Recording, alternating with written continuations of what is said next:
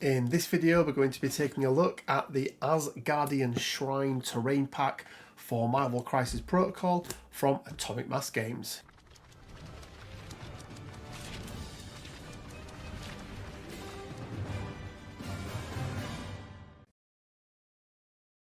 Hey guys, Rich from Richmond Gaming. I hope everyone is doing fantastic. Welcome to this, another Marvel Crisis Protocol video and part 2 of our Asgard Terrain Pack.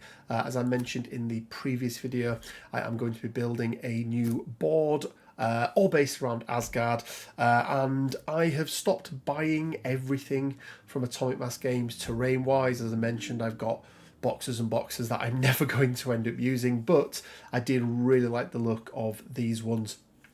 So thought I would pick these up, and again a big shout out to Leodis Games for making it that much easier to be able to get them. So we're going to take a look at what's in the box. We'll have a look, we'll see what the plastic's like, see how much of this very big box, because this is a much bigger box. If I show you the previous one, this is a much bigger box, at least twice the size, if not more, of the previous one, probably twice the size. Are we going to get double the amount of terrain in there? Who knows?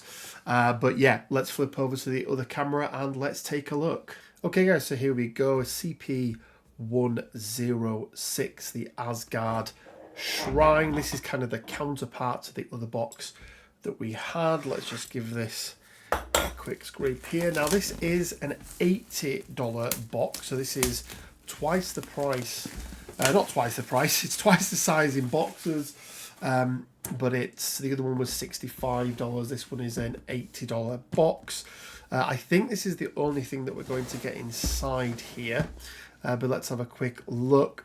So we've got one gazebo platform miniature, which I think is going to be this here, and we do also get a one-shot card as well. So let's open this up. Oh, rip the box ever so slightly there, but that's fine. Okay, the test. And yeah, I mean, it's actually not as bad, but I would say that this terrain, I mean, let's have a look at this in the box. This is always a good little test, right? Does the terrain from this fit in the other box? Maybe not. Maybe not, because it is... Okay, so it does, but it sort of sticks out a little bit. So, you know, probably about 2/3 full in terms of the box. But again, I am a firm believer that they put these big boxes on there just to make it look like that there's much more in there. And again, guys, this is not the cheapest way to get hold of terrain, but I really do like the quality of them, and I kind of like having the official stuff. Not that you need to have the official stuff whatsoever. I am missing, let's have a look, where has it gone? Is it behind it? There we go. Okay, I was going to say I'm missing some little bits here.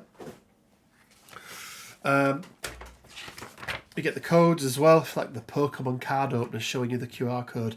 You don't get anything for it, it's just going to take you to the instruction page. By the way, never had to use the instruction pages on any of the AMG stuff.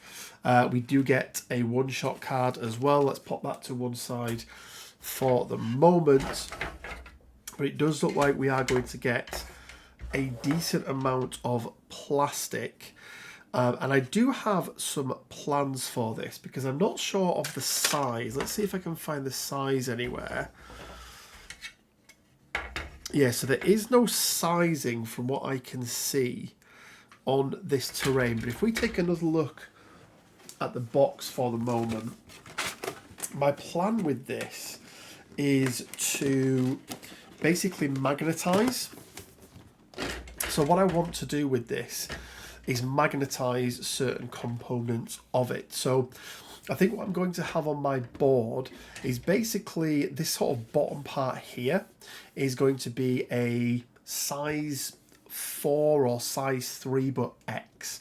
So whenever you've got terrain in Marvel Crisis Protocol, when it's terrain size X, it means that it can't be interacted with. So this at the bottom can't be interacted with, but then my plan is, if it's possible, to magnetize the statue and make that maybe a size 2 or size 3, depending on how big it looks.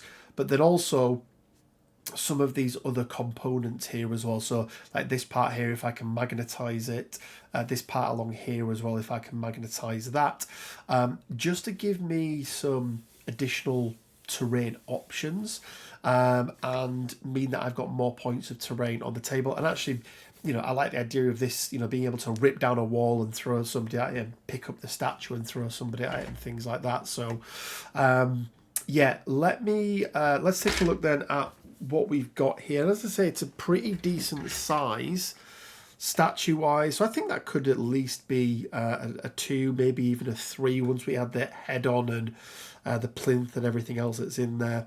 It looks like these are going to be individual bits, so again, I think I could very easily magnetize these and have these where they can be you know, taken off and thrown around. And then yeah, the bottom bits here and the sort of plinth and things and the stairs will remain kind of as one piece, and that'll be the base, that'll be the X size. Let's grab the one-shot card and have a quick look at this. But this is $75, guys, so it's, you know, it is not cheap, to say the least. Okay, so we've got the one-shot Remember the Fallen. This is going to add 0 threat, so there's not going to be any threat that it adds on this one. Setup, let's actually read this. The sound of combat fills the air. The heroes of this battlefield are impelled toward glory by memories of the honoured dead and the warriors' vigilant eyes. Setup, if not already on the battlefield, place the Asgardian shrine on the battlefield. And then the following rules are in effect for this mission. Blessings of the Aesir. Each time a character within 2 of the Asgard shrine rolls dice as part of an attack, defense, or dodge, if the roll contains 1 or more blocks, after the effect is resolved, that character gains 1 power. That's quite cool. That's quite cool. I do like that. I like these little one-shots, as I've already mentioned.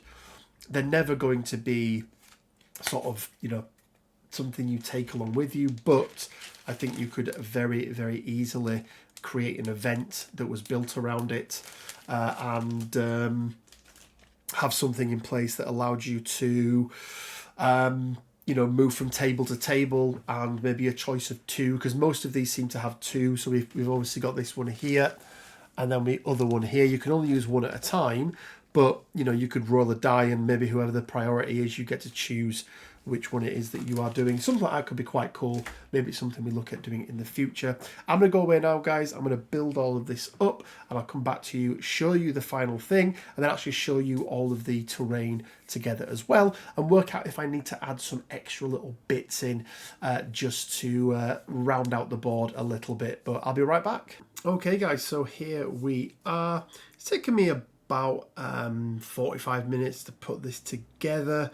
Once again, the limited number of mold lines and where the mold lines are in good places. The connection points, the sprue, were all in really good spots as well.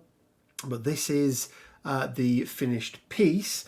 Just for sort of reference size, there's one of the braziers from the video yesterday. So just to give you a size comparison, in fact, I nearly picked the wrong miniature up then. I nearly picked the miniature that I've been painting, but there's Shang-Chi. So just to give you an idea, oops, we'll talk about that in a second, of size comparison, that sort of thing. So that's a medium base. Sorry, that's a small base even. Here is a medium based character. So large base isn't going to be able to fit in this bit, but they are going to be able to fit on this top bit absolutely fine. Interesting that I did speak earlier about how I was going to magnetize some of these. Now, I don't know if you can see this clearly or not, but if you look here, so on this bit and on this bit here, they have these little nodules. And I was like, oh, okay, that's interesting. Well, they would sort of go together, but they don't feel like they're supposed to glue together. So I did consult the instructions, contrary to what I said previously. And whilst these bits do go together, it does state not to glue them. So it does say to glue each of these little individual ones in here. So if you can see, we've got all of these pieces here like this. So all of these are supposed to be glued in like so. But then you do get two pieces, so this piece and this piece, that are designed to just sit atop. And I can only assume that is so that you get some extra terrain with them. And in addition to that, whilst she doesn't come with the plinth, the actual the actual statue has these sort of little, they are angled in a way, let me just see, yeah, so they are angled in a way so that she does sort of sit in there, and she's fairly sturdy. Now this one's fine because it has two connection points, so that's, you know, really not much of a problem. But this one is a little eager to depart. So I suppose how you would see this, because again, I really see this as being an X piece of terrain in total, and you would probably say it is a 4 or maybe even 5X. If I just push this up here, then I think you would sort of say that, so just comparing it to the one that is a size 4, so this guy that does go on his base here is a size, is he a size 4? Yes, so he is a size 4. So that big statue there. So I think you would say that this is a size 3 statue, you know, not quite as big. So that can slot on there. And then you could easily say that, obviously, that's going to be a size 1. Well, if that's a 1, could that be a 2? I think that could be a 2. But then the question is, do I keep these so they can be pulled off as well, or do I glue them down? So I'm yet to decide exactly what I'm going to do with the final sort of fixtures and fittings, if you like. But I do think even if I chose to not glue them down, apologies for that, not only would it make it much easier for actually transporting it, because I can just take all of these off, and then all of a sudden that becomes a fairly flat piece of terrain. It's not going to get damaged, which is really nice. It does also mean that I would have all of these extra pieces of terrain as well. So you could probably argue here that, you know, these could be 2s very easily, and then these ones here could be 1s. So what would we have then? 2, 4, 6, 8, 10, 13 with this, 14, 15, 16, 17. Plus then what we got from the previous one. So this takes us up to 21. These two are 3 each. So that would take us up to, what, 27, 28, 29, 30, 31, 32 with this, 32, and then a couple of these. So 36 points worth of terrain in total. So yeah, I just need to decide what it is I'm going to do with it. But, you know, across the 2 packs, I actually think there is going to be plenty of terrain here for a full board. Let's talk about overall build quality. Let's move the other ones out of the way of a second, because these are not part of it. Overall build quality, really, really good. Again, very, very few gaps when you were building them. I have a little process. Now, I normally use my sprue glue. Tends to be used for big terrain pieces like this, because in the past they have had problems with them. You know, there will be gaps and things like that, but very, very little in the way of gaps on this one, which is, you know, is really nice. I was really, really impressed the fact that it had very, very few gaps on there. So it was literally, you know, just using the normal Tamiya cement, what I tend to do on these bigger pieces. So let's say, you know, a piece like this, for example, I'll put a layer on each side along all the contact points, leave it for 30 seconds or so, and then go back over and agitate it again. And then it's just a case of really pressing and holding it. And it, you know, between that, it's covered up. You know, there's a slight little gap there, but not enough that paint won't do it. So, yeah, overall, really impressed. There is another piece here that comes apart as well. I did miss one. That one had slightly glued together. This one is a lot better. I think this one goes here. So that one's pretty good at staying up. Maybe that's not in that space, actually. I'll have to find where that one goes. But, yeah, overall, guys, really, really impressed with the build quality. The actual build itself was really simple, really straightforward. You know, you could do it without the instructions. Like I said, I just went in and checked purely because I was like, something here seems a little different. Why is this, you know, why do they have these little weird shapes sort of connecting them in place? Yeah, that one definitely doesn't go there. So I think this one does go, maybe it goes here. Yeah, there we go. So we do have an extra one here as well that does come apart. But you can see that one there, really, really nice. Nicely fits on there. Just have to be careful with the paint. Make sure it's nice and thin. We've obviously then got this one here. So, you know, even if we do it as they intended us to, build-wise, we'd still be looking at these 3 extra pieces of terrain here. So I'd say 2 ones are 2, and then, you know, a 3 there. Like I say, I would make this an X. I wouldn't, you know, allow people to throw this around or destroy it because it's kind of built in a little bit like the Weapon X bunker is. But there we go, guys. Overall, really, really like these 2 pieces of terrain. Really, really happy with them. Really excited to get them on the table or get them painted up and get them on the table. I'm yet to decide kind of how blingy I'm going to go with it because obviously the rock is rock. And I was thinking about this. If we look at the artwork, they are very much, you know, they look like stone statues.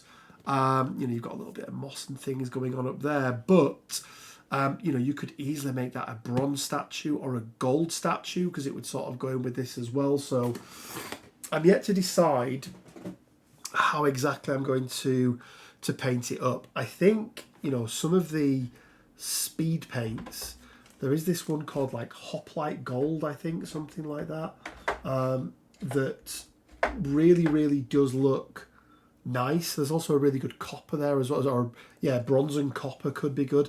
But I feel like Asgard, they're more gold, aren't they, than anything else.